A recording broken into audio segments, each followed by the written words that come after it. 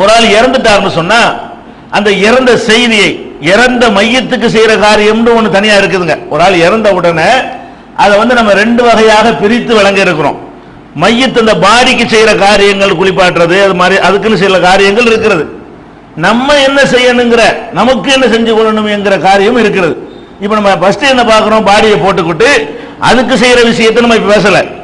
நம்ம என்னவெல்லாம் செய்யணும், உசுரோட இருக்கிறவன் அந்த விஷயங்கள்ல என்னென்னவெல்லாம் நடந்து கொள்ள வேண்டும், மையத்துக்கு செய்யாம மற்றவங்க விஷயத்துல எப்படி நடந்து கொள்ளணும், இந்த விஷயங்களை பார்க்கிறோம் ஃபர்ஸ்ட். அதுல ஒரு ஆள் இறந்தவுடன் என்ன செய்யறாங்க, நடைமுறையில அந்த இறந்த செய்தி ஒரு சாதாரண ஒரு ஆளா இருந்தா சாதாரணமா அறிவிச்சிருவாங்க. ஒரு முக்கியமான ஒரு ஆளா இருந்தாங்கன்னு வைங்க, அவங்களுடைய பெருமைய, அவங்களுடைய சாதனைய, அவங்களுடைய பராக்கிரமத்தை எல்லாம் சொல்லி இப்படிப்பட்ட இன்னார் போய்விட்டார்னு சொல்லி என்ன செய்வாங்க, அதை ஒரு பாரதூரமாக அறிவிப்பாங்க. இது அறியாமை காலத்தில் இப்படி எல்லாம் இருந்தது. இது மாதிரி எல்லாம் நபிகள் நாயகம் ஸல்லல்லாஹு அலைஹி வஸல்லம் அவங்க இறை தூதராக ஆன பிறகு இந்த நடைமுறையை பார்த்து விட்டு இது செய்யக்கூடாது. இதுக்கு பேர் அரபில் நாயின்னு சொல்றது. நாயின்னு சொன்னா ஒரு இறந்த செய்தியை ஒரு பிரம்மாண்டப்படுத்தி போய் சொல்றது. அந்த இறந்த பிறகு என்ன பெருமை, இறந்துட்டான்னு அறிவிக்கலாமே தவிர இறந்தவருடைய இந்த வீர தீர பராக்கிரமங்களை எல்லாம் சேர்த்து அவருடைய பெரிய பெருமையை எல்லாம் சேர்த்து சொல்றது என்பது மார்க்கத்தில் தடுக்கப்பட்டிருக்கிறது. நபிகள் நாயகம் ஸல்லல்லாஹு அலைஹி வஸல்லம் அவர்கள் அது மாதிரி தடுக்கிறாங்க.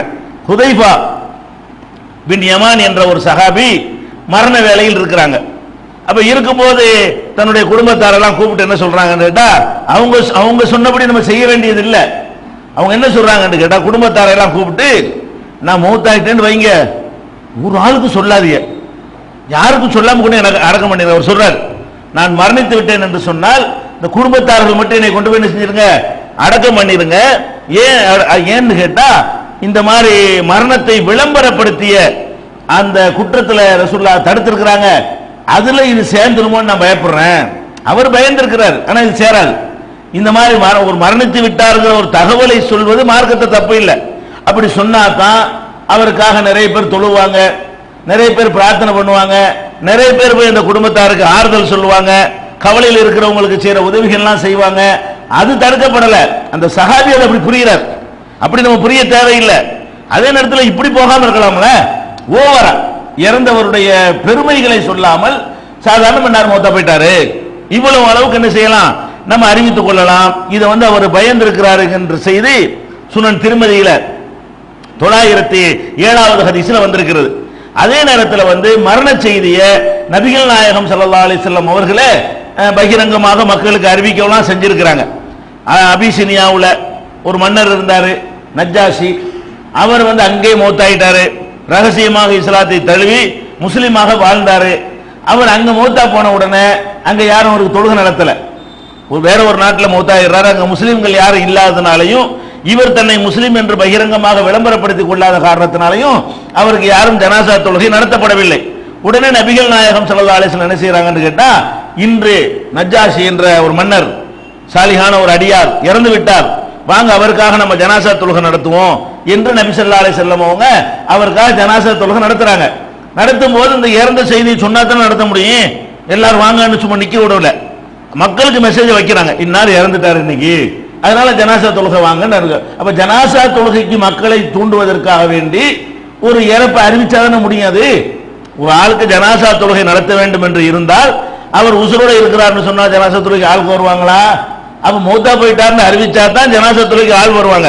அந்த ஆட்களை கூட்டுவதற்காக நபிகள் நாயகம் ஸல்லல்லாஹு அலைஹி வஸல்லம் அவங்க அவருடைய இறப்பு செய்தியை அந்த நாட்டிலே இறந்தார் அவர் பாட்டுக்கு அறிவிட்டாங்க, நம்ம மட்டும் தனியா தொழுதுட்டு போவோம் அப்படின்னு இருக்காம உடனே மக்களுக்கு என்ன செய்யறாங்க, அதை அறிவிக்கிறாங்க.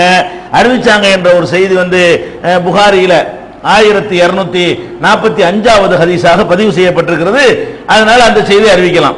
அதே மாதிரி நபிகள் நாயகம் ஸல்லல்லாஹு அலைஹி வஸல்லம் உடைய தம்பி ஜாஃபர், அலியுடைய தம்பி, ரசூல் ஸல்லல்லாஹு அலைஹி வஸல்லம் தம்பி அபூ தாலிபுடைய மகன், அவர் ஒரு போர்க்களத்துக்கு போய் அங்க என்ன செஞ்சிட்டாரு, கொல்லப்பட்டு விட்டார். அந்த செய்தியை நபி ஸல்லல்லாஹு அலைஹி வஸல்லம் என்ன செய்றாங்க, மக்களுக்கு அறிவிக்கிறாங்க. இந்த குடும்பத்தாருக்கு இந்த மாதிரி மௌத்தா போயிட்டாரு அப்படிங்கிற ஒரு செய்தியை நபிகள் நாயகம் ஸல்லல்லாஹு அலைஹி வஸல்லம் அவர்கள் அறிவித்திருக்கிறார்கள் என்பதை திருமதியில 919வது ஹதீஸில் பார்க்கிறோம். அதே மாதிரி ஒருத்தர் இரவுல முன்னாடி உங்களுக்கு சொல்லியிருக்கிறோம், பள்ளி வாசல கூட்டி பெருக்கி கொண்டிருந்த ஒருவர் மரணித்து விட்டார். நபிகள் நாயகம் ஸல்லல்லாஹு அலைஹி கூட சொல்லாம அவங்க அடக்கம் பண்ணிட்டாங்க. அப்ப என்ன கேட்கிறாங்க, அஃபலா குத்தும் ஆதன் துமுனி, எனக்கு இந்த தகவல் நீங்க சொல்லியிருக்கலாமே, மௌத்தா போன செய்தியை சொல்லாம இருந்தீங்கன்னு கேட்கிறாங்க. அப்ப சொல்ல வேண்டிய ஆட்களுக்கெல்லாம் சொல்வது தப்பு கிடையாது. இதை நிறைய பேர் அதை குழம்பிட்டு என்ன செய்யறாங்க, மரண செய்தியை அறிவிக்க கூடாதுன்னு சில பேர் எக்ஸ்ட்ரீமா போயிடுறாங்க. ஹுதைஃபா ரலியல்லாஹு அன்ஹு அவர்கள் புரிந்து கொண்ட மாதிரி போறாங்க. நம்ம மார்க்கத்தில் நபிகள் நாயகம் ஸல்லல்லாஹு அலைஹி வஸல்லம் அவங்கள இறப்பு செய்தியை நமக்கு அறிவித்திருக்கிற காரணத்தினால் இறந்துட்டார்னா சொந்தம் பந்தம் தெரிஞ்சவங்க போறவங்க எல்லாத்துக்கும் அறிவிக்கணும். அறிவிச்சாதான் இறந்ததுக்கு பிறகு நிறைய ஒரு மனிதனை பற்றி சட்டங்கள் இருக்கிறது. அவன் சொத்தை பங்கு பிரிச்சு கொடுக்கிற விஷயங்கள் இருக்கிறது, அவன் மனைவிக்கு மறுமணம் செய்யற விஷயம் இருக்கிறது. அவர் இளமையில மௌத்தா போயிட்டாருன்னு வைங்க, மௌத்தா போட எல்லாரும் சொன்னா தானே அந்த பொம்பளைக்கு ஒரு மறுவாழ்க்கையாச்சும் கிடைக்கும். அப்ப மரணம்ங்கிற ஒரு செய்தியை சொல்வது தப்பு கிடையாது. அதை எப்படி சொல்லிடக்கூடாது, பெருமைப்படுத்தி சொல்லக்கூடாது.